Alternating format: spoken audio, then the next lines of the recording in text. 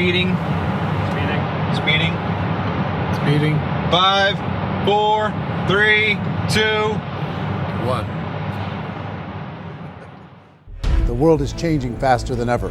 What used to take decades is now taking years or even months. What you see right now is the illusion that people have had for many decades about the workplace being this secure place to work the rest of your life. For the first time in the history of our nation, our children will not do as well as us. We've seen our friends get laid off. We've been laid off. We've had our pay cut. People are overworked and underpaid. They seem to have less time and less freedom.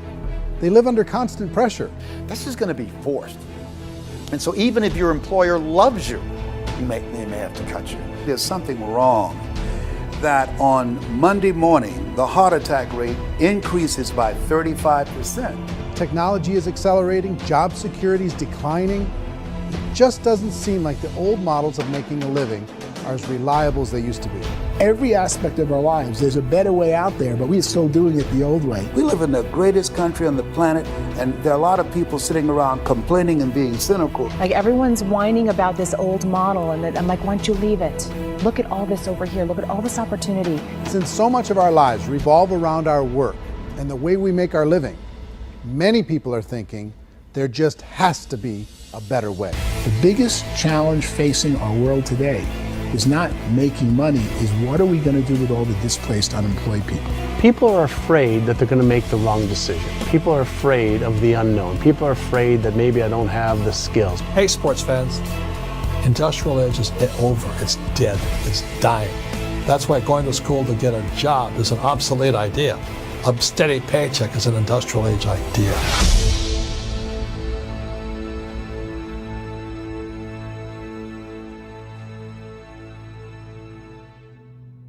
It's the search for answers that has brought us here together today. My name is Eric Worre, and for almost 30 years I've been an entrepreneur, struggling at times, but ultimately succeeding. As a best-selling author, speaker, and business owner, I've spent my entire career helping millions of people around the world to become entrepreneurs. And I believe strongly that there is, in fact, a better way when it comes to how we make a living. The career landscape has changed dramatically, and many are still working in a model that is completely out of date. What worked for previous generations isn't working as well for people today. In this film, we're going to explore 3 important questions. First, what's really going on in our working world today? Second, in this new economy, is it better to become an entrepreneur, or is it safer to work for someone else? And third, if a person decides to become an entrepreneur and start their own business, how can they do it without taking on massive risk? To help in this journey, I've brought together some of the greatest experts and thought leaders in the field of entrepreneurship to share the real facts with you. My intention is to give you new information that will allow you to make choices that are not limited by an old, outdated model. Let's start by understanding what's going on in our working world today.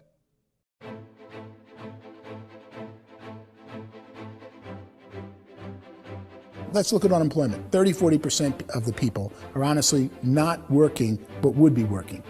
What our government does is if you haven't found a job in 6 months, we don't call you unemployed. We pretend you dropped out of the labor force. I've often said that unemployment, particularly structural unemployment, that's unemployment due to technological changes, is the first sign of economic growth. Think of it, 10 people live on an island. They go out every day and fish. One day, new technology shows up. A missionary brings them a net. Now, using the net, one pilots the boat, one throws the net. 2 fishermen can do all the work 10 used to. That's a 500% increase in productivity, 2 doing the work of 10, in one day. You don't have to learn a lot to learn how to throw a net instead of throw a fishing line. The island's got a big problem, 80% unemployment. But the island still has all the wealth of the fish because the 2 people produce as much fish as 10 did. Now, of course, looking back in history, these changes used to take thousands of years. And during that time, we went into farming and transportation. Some of us became doctors and some teachers and lawyers, and we developed all these new professions and new manufacturing jobs. Today, these changes are occurring literally in one day when a new technological advance occurs, and we don't have the social structures to deal with it or to retrain the unemployed people. So, one of the things that I think is interesting as I travel across the country and really travel around the world is the way that we work and the way we get paid for work is changing pretty dramatically. On a global basis, everything is being turned upside down because of the rapidly advancing technologies. They are eliminating many jobs, and we have been left with many people not prepared for the jobs that exist. A lot of demand in public companies was to squeeze out all the fat and to get just as much margin as we possibly could, and fat equals humans. So this idea of job security in information age is so obsolete, but it's still taught inside our school system, and that's where the problem starts. There's no financial education in the school system, and people are still trained to be employees to work for that paycheck. This is a chart on the middle class. What's happening in the middle class, those that went to school, their incomes have been coming down for years. And parents still say to their kids, go to school, get a job. Now what happens to all those middle class people who are dropping off the ends of the chart? Well, they become what's called working poor. And this is what happens to working poor. But they say poverty is ending. Well, poverty may be ending, but working poverty is going up. And this is food stamp usage.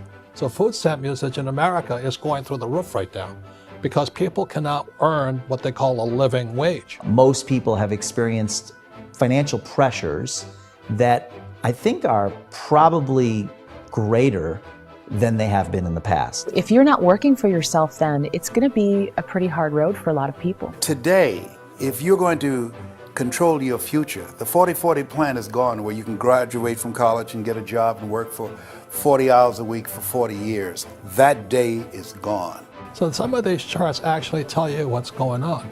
And this is a really interesting one, you know. People are going back to school because if I go back to school, I'll get a nice job. But this is what's happening to, it's called Sallie Mae, which is the student loan guys. Student loan is going through the roof. It's now over $1 trillion, and student loan debt is worse than credit card debt.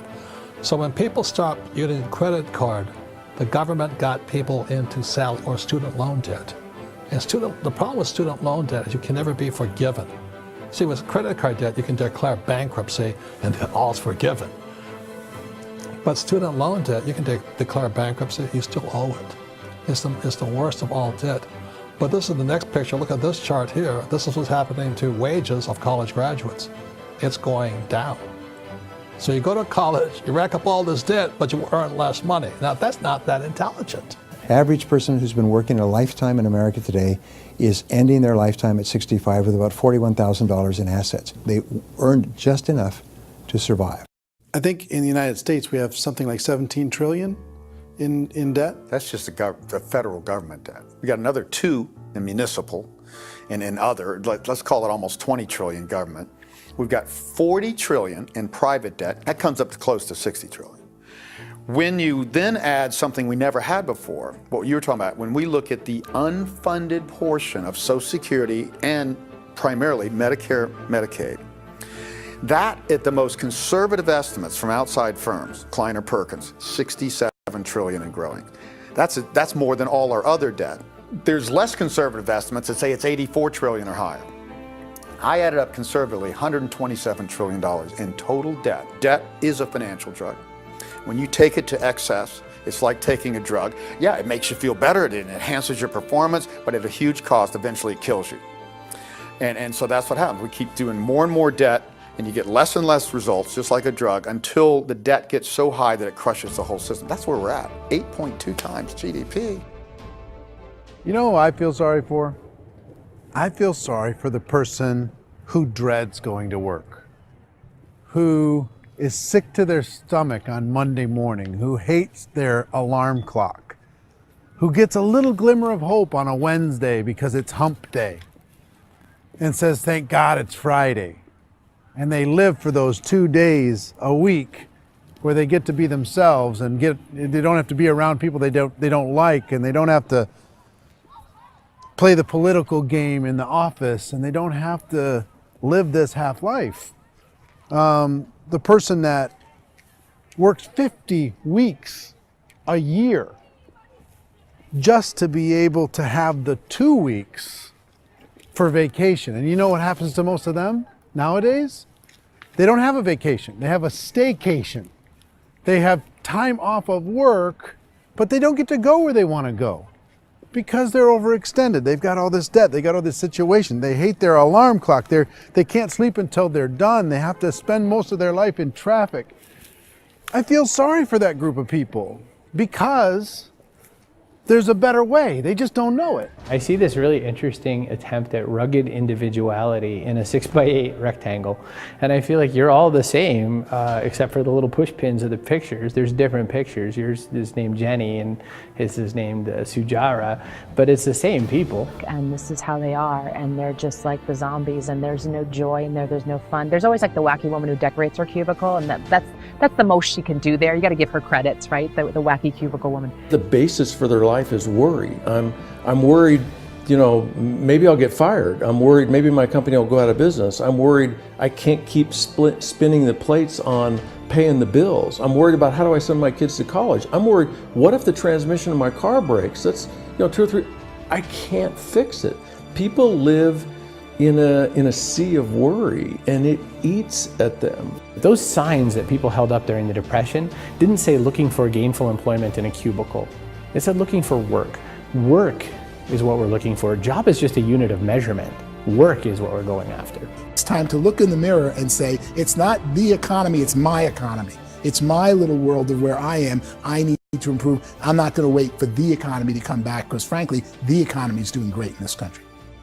So I'm here on Wall Street, the financial center of the universe, the financial capital of the world. This is where most people's money goes to at least be held for a time, right? With interest rates in banks being effectively zero, and many experts are predicting it's going to stay at zero for the next 10, 20, even 30 years, people feel like they don't have any choice but to put their future into equities, to put their future into the hands of other people on this stock market, and hope that the stock market goes up, hope that the stocks that their advisors pick or that they pick goes up. That's one way to go, I guess. It's my personal belief that if you put your future into the hands of yourself, in other words, you have earning power by yourself, I think you're a better investment than these guys. I think you controlling your future is a better option than handing over your retirement to these guys. The average household income in the United States is approximately $50,000 a year, what they call the middle class. To reach the top 25% of income earners, you need to earn at least $90,000 a year. To reach the top 10% would be a household income of $140,000, the top 5%, $190,000, and to be in the top 1%, you'd need a combined household income of at least $380,000 a year. So here's the question. What do you think would give you the best chance to move up and get to the top 10%, the top 5%, the top 1% or beyond? In my opinion, and in the opinion of many, many experts, the answer is to become an entrepreneur, to become your own boss. I think you have to be a business owner. I can't, the only time I ever say to someone it'd be great to be an employee is when they've already told me they've surrendered. I only tell people who are wounded spiritually that they should be an employee. And it's that feeling that you get when you pick up the backpack off the little Cub Scout and say, "Don't worry, little guy, we'll get you back to the camp." You know, it is in no way a kindness when I tell someone they'd be a great employee. The other status symbol really increasingly is lifestyle. And people can own their own business, maybe even work out of their house. That, I tell you, people admire that, like, gosh, I wish I could do that. The spirit of the entrepreneur is to be a risk taker and to be resourceful and unstoppable and to have a vision of yourself beyond where you are and not willing to settle for life as it is. Think about the great entrepreneurs. They're visionary. They have heart. They're willing to do today what others won't so they can do tomorrow what others can't. Personally, I don't think of the new economy, the old economy. I create my own economy. The entrepreneur's in control.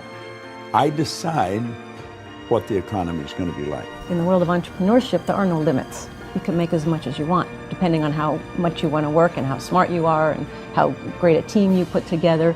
There's no more lifetime rewarding business than being an entrepreneur. Why in America, where anyone could be anything, would people want to give up their freedom and become effectively a modern-day slave, told shut up and be here every morning at 7:30, leave at 5:30, and do what I tell you? If people decide to become an entrepreneur and work for themselves, they have some traditional options, but they're riskier than you might think. Any kind of a retail business, retail build-outs, is extremely expensive. Even just these small little yogurt stores where they're putting little yogurt machines and you get all the different flavors, you're spending $200,000, $300,000, $400,000 to open a yogurt shop. I would love to buy a Dunkin' Donuts, but it's $500,000 or so to start. I don't quite have that just in case money. Risking lose it all, and most guys do 2 or 3 times, and even big guys like Branson, because I'm such a fan of his, half his companies don't work. If you make $1 million, your problems are going to go. If you make $1 billion, your problems are really going to go.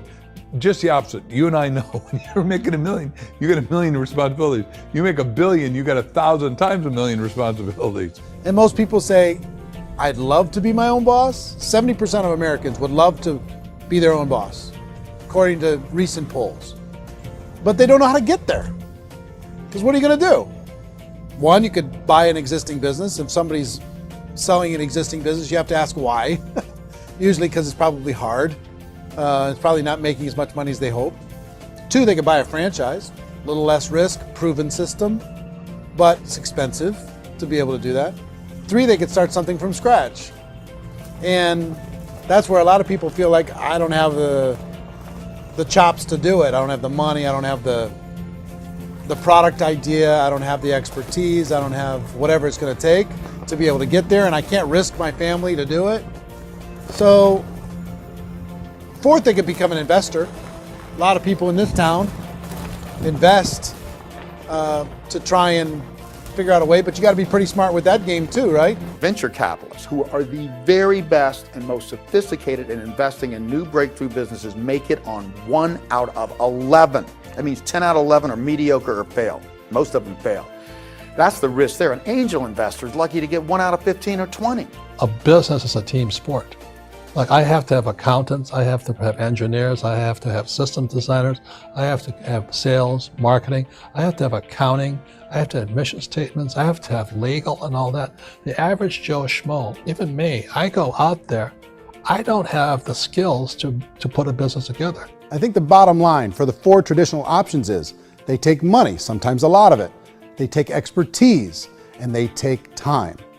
All of that adds up to just too much risk for most people. I bought a business from somebody else and it was a lot of work. And you start wondering, what did I just buy? Because I guess ultimately I own your email list and I just overpaid for it. People that start their own business, they spend a lot of money, they spend a lot of time, a lot of effort to get things started.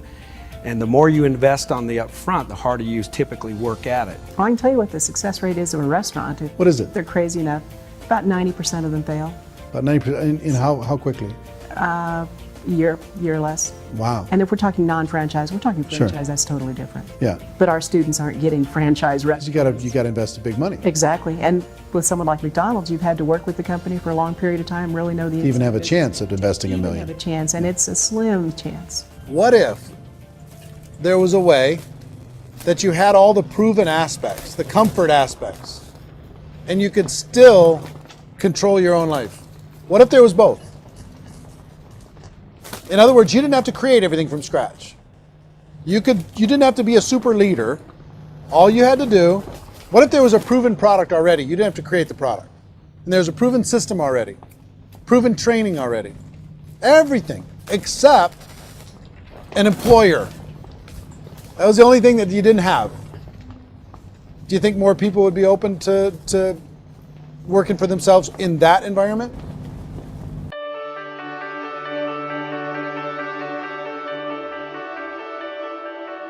In our search for a better way to make a living, we've come to the conclusion that becoming an entrepreneur is actually safer than being an employee.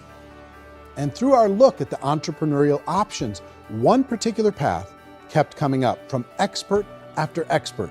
And I think most people will find it surprising because it's certainly a non-traditional business model. That model is for people to start their own business and become an entrepreneur through the creation of a network marketing business. Some people call it direct selling because the product is being sold directly from the manufacturer to the end consumer, cutting out the middlemen. Other people call it multi-level marketing, or MLM, because there are multiple levels of commissions paid. The most common term today is network marketing, because network marketing best describes using a large group of independent distributors, independent entrepreneurs, to move a product or service more efficiently. So my friend here, Donald Trump, and I, we always write about the network marketing industry. And the reason we support the network marketing industry is because it really is a business school for entrepreneurs. Because most people come out of school looking for a paycheck. Oh, that's terrible. I went to network marketing like that. I think if it didn't exist, we should invent it. It is that good. I think direct selling is a great way to do business today. It's very easy to get into that industry, and you can be self-employed, be in effect an entrepreneur. When we see multi-billionaires adding network marketing companies to their portfolio of companies, that would be a clue. When we see people who are very famous authors and very famous business people endorsing the industry, that would be a clue. These network marketing companies aren't $50 million companies, they're billions and billions of dollars. They lead the stock market, they're major companies. When we're going to get it? You know, and you're going to school to work for a paycheck, but if you want to be rich, be an entrepreneur, and network marketing gives you the spirit to be an entrepreneur. A traditional company will spend up to 50% of their total revenue on marketing. Network marketing companies use a different approach. Instead of having all that extensive marketing expense, they utilize a network of independent distributors to do the marketing for them. Now, why do they do this? First, because word-of-mouth advertising is so much more effective today than traditional media advertising. Second, some products need to be explained or demonstrated, and an independent salesperson can do that more effectively than an ad campaign. Third, it's completely efficient. The company only pays for the marketing of their product if a sale happens and not before. Imagine if Amazon allowed you to become an independent distributor and paid out 40% of its revenue to that distributor group. All you had to do as a distributor was recommend a product, and if a person bought it on Amazon, Amazon would take care of all the logistics, and you'd get paid for bringing the customer. Now imagine you got paid for every purchase that customer made for the rest of their lives. Well, Amazon doesn't offer this option, but network marketing companies do. 85% of all buying decisions in our society are made as a result of word of mouth or reputation. We're recommending things to each other all the time. You know, who's your dentist? Who's your doctor? Who's your lawyer? What detergent, are you using? What legal system are you using? What product are you using? We're talking to each other about the things that we love anyway. When you go into a big box retailer, you're lucky if the clerk looks you in the eye, much less gives you any detailed or accurate information about what you're purchasing. So of course, this personal information, this education coming from a friend, a neighbor, a relative, or even a stranger, but one who has experience with the product is extraordinarily valuable. As a matter of fact, network marketing can educate consumers probably better than any other form of marketing. It certainly can do better than advertising, because advertising usually has a certain hype to it, and you can only get limited information. So, network marketing trumps advertising. If you were a typical sales company and you wanted to sell $1 million a month worth of product, you might go find 100 superstar salespeople. The quota would be $10,000 a month. So network marketing as a distribution system just flips the numbers. So we use 10,000 happy, raving fans of a particular product, and we don't concern ourselves so much with how much product each one of them individually sells. If they sell just $100 or $200 a month, and there's 10,000 of them, you're selling $1 million to $2 million a month worth of product.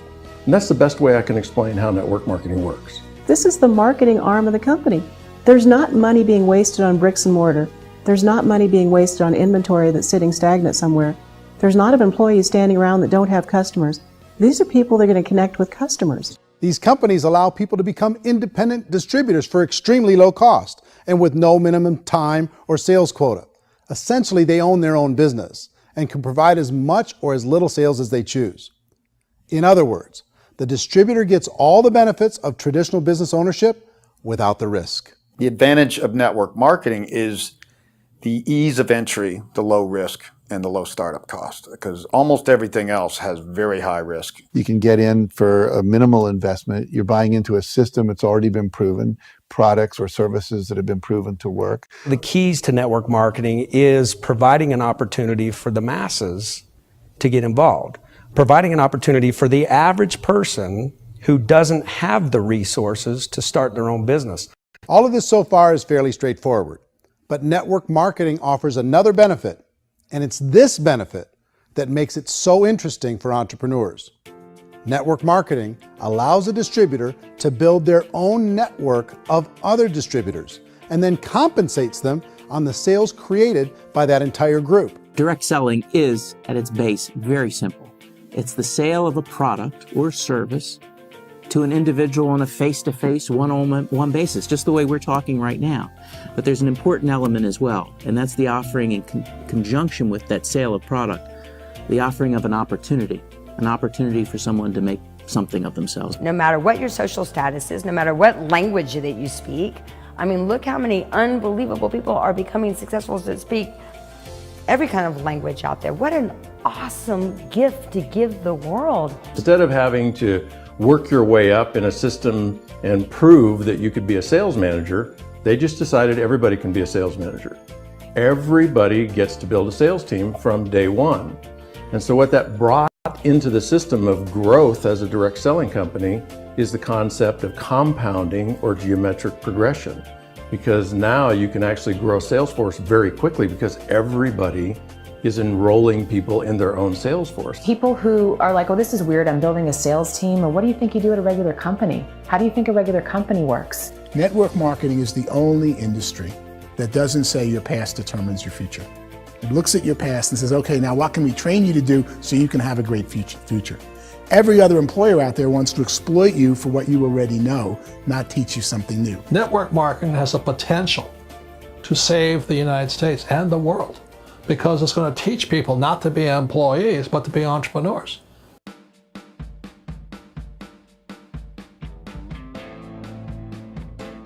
According to the Direct Selling Association, if you add up all the network marketing companies around the world, they combine to do over $178 billion a year in retail sales.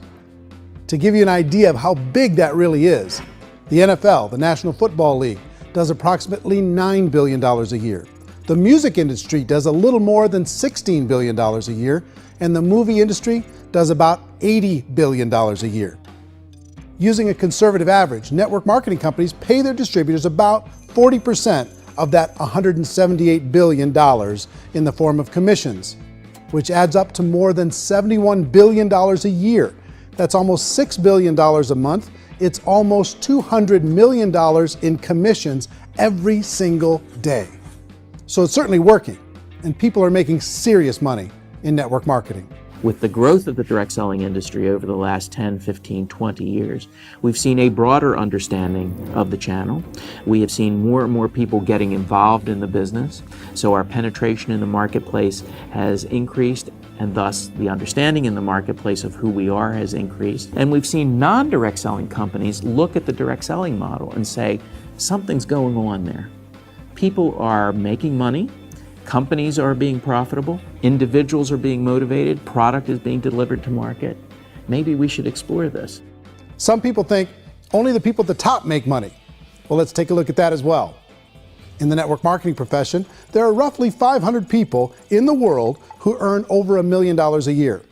If you round that number up to $2 million a year, that adds up to about $1 billion a year. That takes the $71 billion paid out each year down to $70 billion. So where does the rest of the money go? The vast majority goes to part-time people making anywhere from a few $100s a month to many thousands of dollars a month. It goes to people who choose to make it a full-time career move and earning even more than that. Every day, people are using the money they earn through network marketing to pay off debt, have more fun, and improve the quality of their lives. Everyone I know in network marketing has been doing that since the 50s. They go to work when they want to go to work. They stop working when they want to take time with their children to have a leisurely breakfast and discuss issues and driving to school. They go back to work when they get home, wherever they're working out of. The biggest thing that I've seen is people that have become much happier in their life. MLM has probably made more millionaires of more people in more countries, and I've spoken to them in 67 countries, than any other single form of business, starting from nothing. If they have a choice between working a job for the next 10 years or working a network marketing business for the next 10 years, the result of working the network marketing business will be better. A lot of people within the industry go on and make this a career and do extremely well at it. Network marketing has been nothing but good for everyone I know that's been involved with it because they did it seriously and they played full out and they've been very successful. It's been a constant barrage of success stories and people showing off stuff that they got as a result of it. How many people are involved?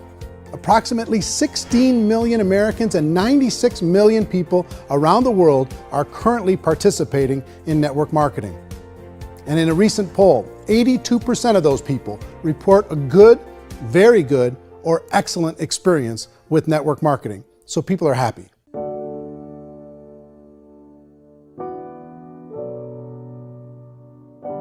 So I've taken a look at the network marketing profession and really tried to understand why so many people are confused as to the validity of this as a business.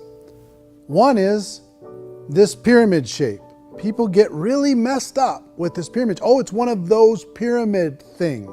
So I just think there are a lot of haters out there who really don't understand the industry and say, oh, it's a get-rich-quick scheme. It's a pyramid. Well, corporate America is a pyramid scheme. You know what I mean? It goes like this.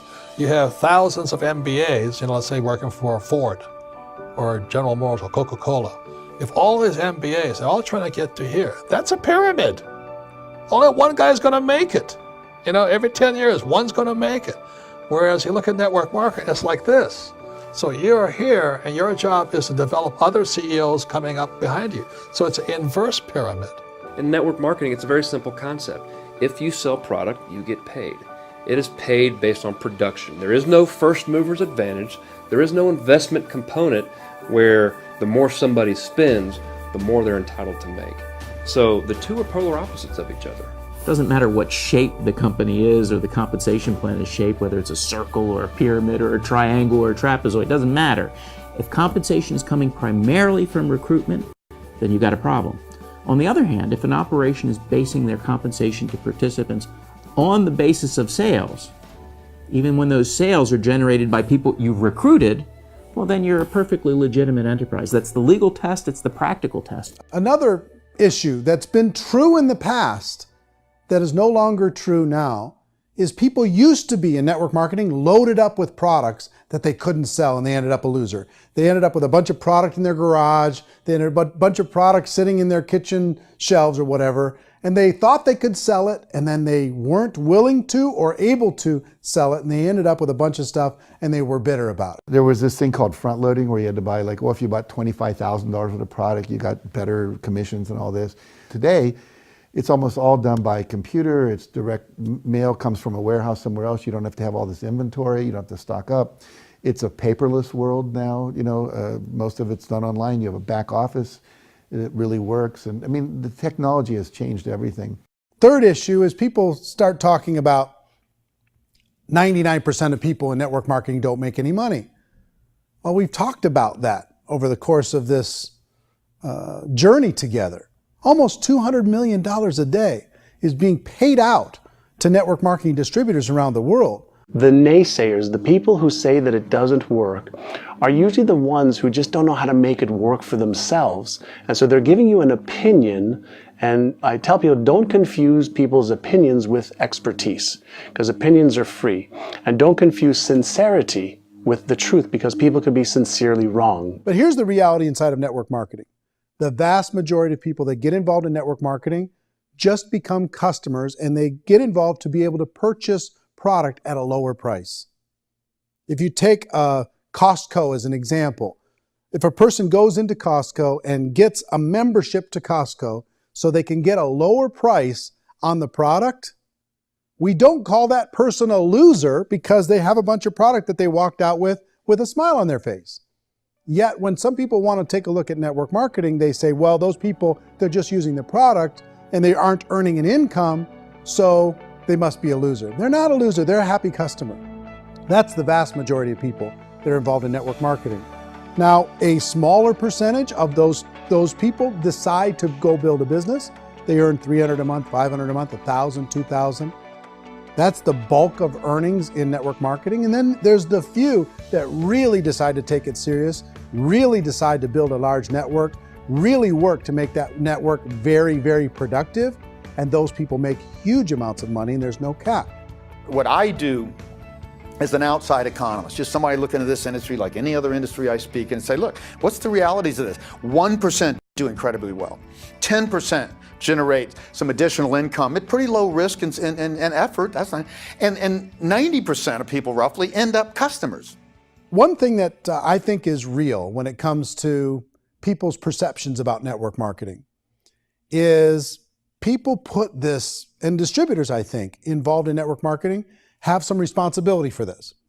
They have sometimes unrealistic claims about the product or about the income. Most people who become distributors, they want the money, they want to be successful, but they don't have the skills. They don't know what to do. And when people don't know what to do and they're in a new business, they're scared. And when they're scared, they panic and desperation kind of sets in. So they think everyone they talk to has to get in. So if I talk to you and you say, well, no, I don't have time to do that, they're like, no, I need you. You have to do this or I won't be successful. So I start clawing on you. I start that desperation. So then I start making claims about the product, which are not appropriate, probably not even true. Or I start saying, oh, let me show you how you can make all this money and you don't have to do anything, Eric.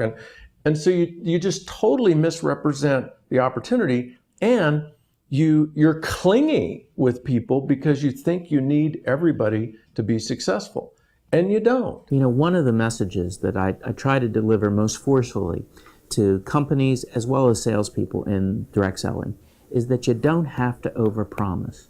The reality is in network marketing, there's a lot of hard work involved. There's a lot of effort. You're going to have to develop yourself. It's a business like anything else. It's going to take some time, but in my opinion, it's better.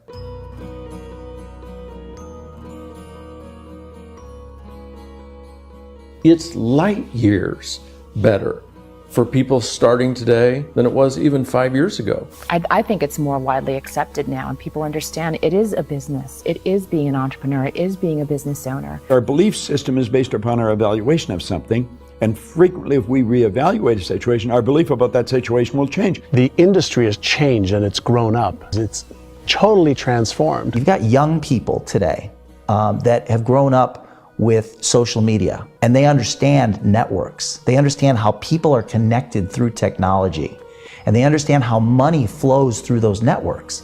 So when they see network marketing, they don't see it the way their parents saw it. And we've all learned, the larger industry that you represent, has all learned from those mistakes and flaws and errors that have happened early on. Early algorithms didn't work the right way. That's all fixed. It's like when they design a computer program, they design the program, then they run it, and then they go back through and they debug it. The MLM industry has been debugged. This is the day of being virtual, being able to run a business from your mobile phone. I mean, it's incredible. Companies are getting smarter. They're implementing more consumer protections. They're implementing more compliance training. They're doing more with respect to product research. If you do get involved and you make purchases of inventory, even on a voluntary basis, if you decide that this business is not for you, you can leave and have that inventory repurchased by the company. There's no other business that offers that kind of protection on a voluntary, self-regulatory basis.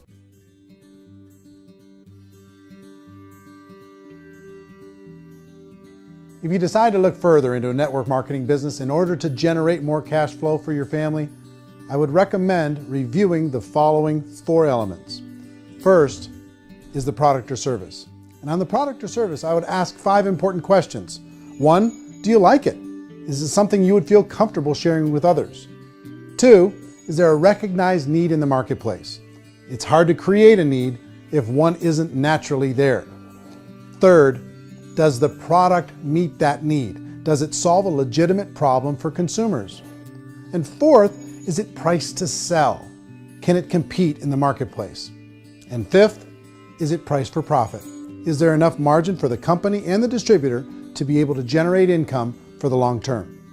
If you can answer the questions on the product to your satisfaction, the next element to consider is the company itself. Is it well run? Do you believe in the founders or the management team? Do you feel they have what it takes to go all the way? See, it doesn't matter how good the product is if the management can't take care of the company. Good management can change with the times. They can handle adversity. They can make good decisions. Make sure you choose a company that can serve you for a long time. The third element to consider is the compensation plan. And with that, there are 3 important things to look at. First, a brand new person needs to be able to generate some money fairly quickly. It may be an obvious reason, but you can probably imagine the ripple effect of a distributor getting involved and having even a small victory fast. That can only help with the overall success of the organization. Second, a person should be able to develop a moderate part-time income in a reasonable period of time. As they develop their network and as their sales grow, they should be able to enjoy more benefits. And third, for the people who are really serious, for those who decide to really go pro in the network marketing profession, there should be the possibility to make a serious full-time income if they work hard and are committed to developing their skills. If you're comfortable with the product, the company, and the compensation plan, the last thing you should look at is the support that will be made available to you. Does the company have a website? Does it have a solid online reporting tool? Do they have comprehensive training available? Do they host events to help you build your business? If you decide to do this, what kind of a support system can you plug into? Choosing a network marketing company is a personal decision. But evaluating the 4 elements of product, company, compensation plan, and support is a great place to start. Is the company promising that you're going to get rich quick or that you can make a lot of money without a lot of effort? That's a red flag. Is there a product that you really believe in that you think can be sold? Or are you being told by salespeople or the person who's trying to recruit you or by the company itself that don't worry about the product, all you have to do is recruit other people into the business? Red flag, warning sign. If you're hearing that, take a second or even a third look. Get to know the customers, the products, the business, have some success, and see where the opportunities might take you to move up in the organization. You want to find out how concerned are they about my education, my training, and my development? Is there a space for me to grow? Most important question. Learn everything that you can about the product. Make sure it's something that you believe in, and learn everything you can about the industry and work that system. You have to be very passionate about whatever that company is doing. I would get involved. You can always test drive anything, the product, the service, the community, and then lean into it a bit. If it feels good, then lean into it a lot. Behind me is the Lincoln Memorial. And this is a place where Martin Luther King Jr. had his famous "I Have a Dream" speech. And at that speech, he talked about his dream for equality for everyone around the world, and that's a noble dream. But I think more people need to remember what it was like when they were kids and the dream was still alive in them.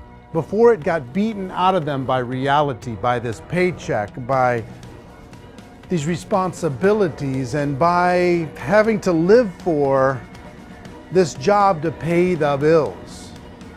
I think people need to remember that, go back to that. Once they know that there's a better way, I think their future is going to be much brighter. They can live a better life.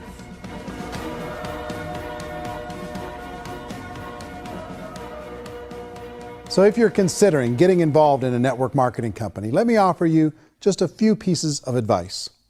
First, network marketing isn't perfect. It's emotional, it's challenging. Like any entrepreneurial venture, it can have its up days and its down days. But if you have an entrepreneurial bone in your body, it's just better. Second, if you're gonna do it, decide to be professional.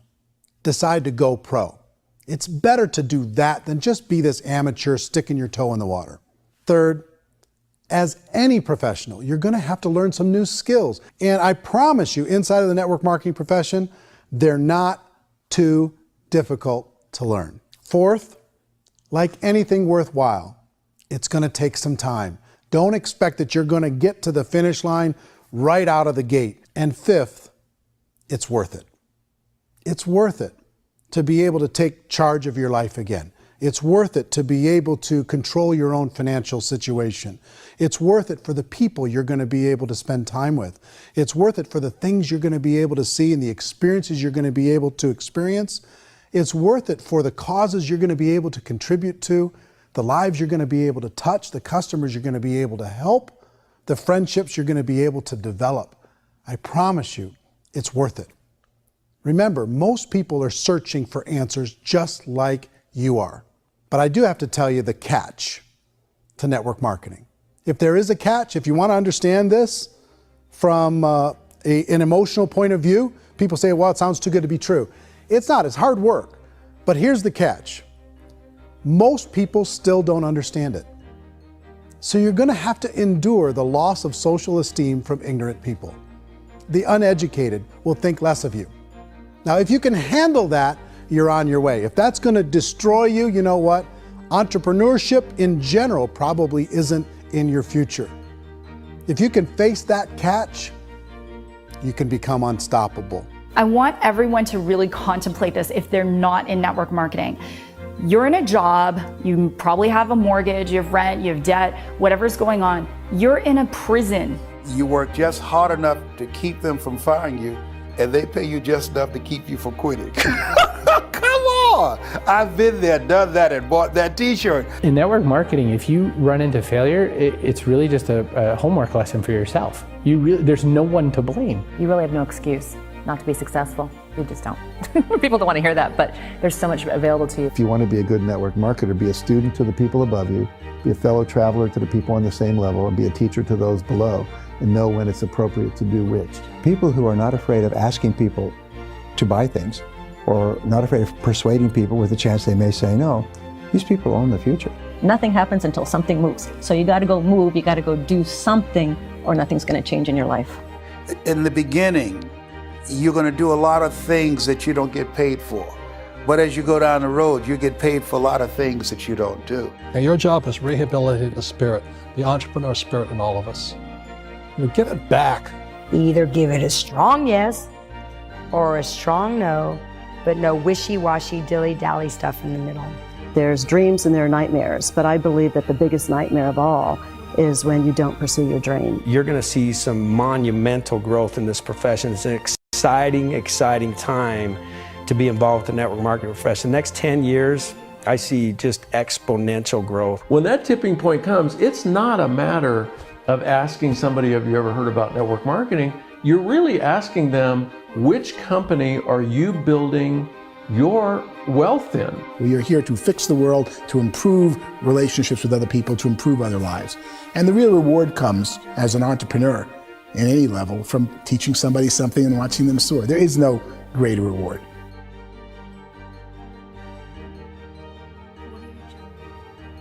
Life's too short to spend it living someone else's dream instead of your own.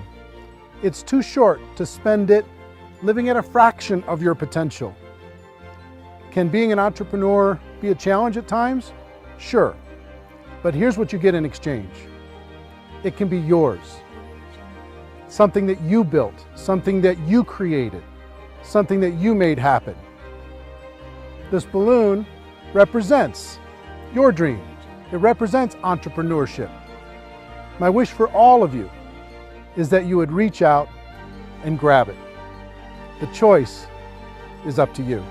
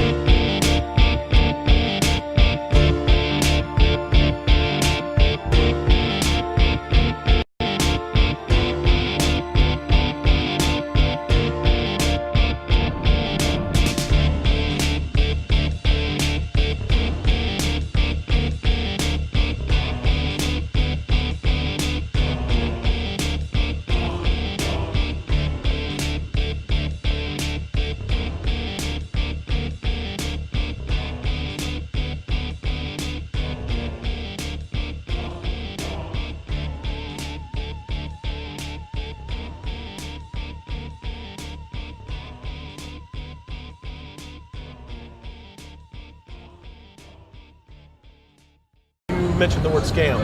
Why did you mention the word scam? The only reason it is a scam is because... That's terrible.